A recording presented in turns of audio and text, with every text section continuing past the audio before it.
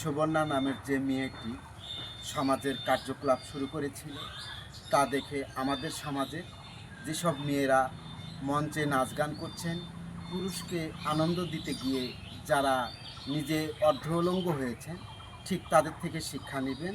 কারণ পুরুষ আপনাকে দেখে আনন্দ নেবে, শেষ বিদায়ের বেলা আপনাকে জানাজা দিবে না। এই ভিডিও তার প্রমাণ।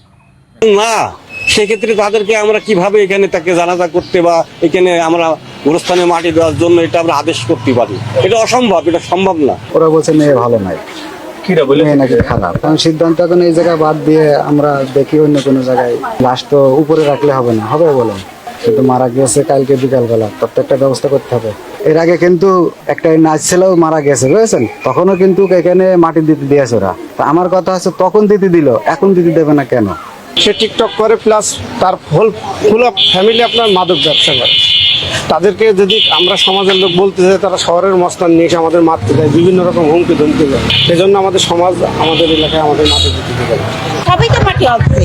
এখন কমিটিদের কাছে কোথায় এলো টাকায় যে জমি কিনছে, এখানে তো দলক ধরে তার সরকারি গোরস্থান নেই, এখানে নিয়ে গোরস্থান নতুন তো সব কেনাকাটা হচ্ছে, বুঝেছো?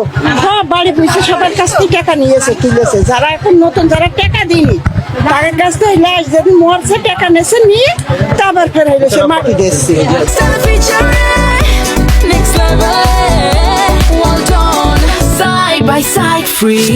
মেয়েটা আসলে তো এই স্থানে নাই, ফ্যামিলিটা খারাপ, ওই মেয়েটা চরিত্রটা সেমন ভালো নাই। আমরা চাইনি এই আমাদের এই মহল্লা গোরস্থানে মাটি দেওয়ার জন্য ইয়ে করবো না।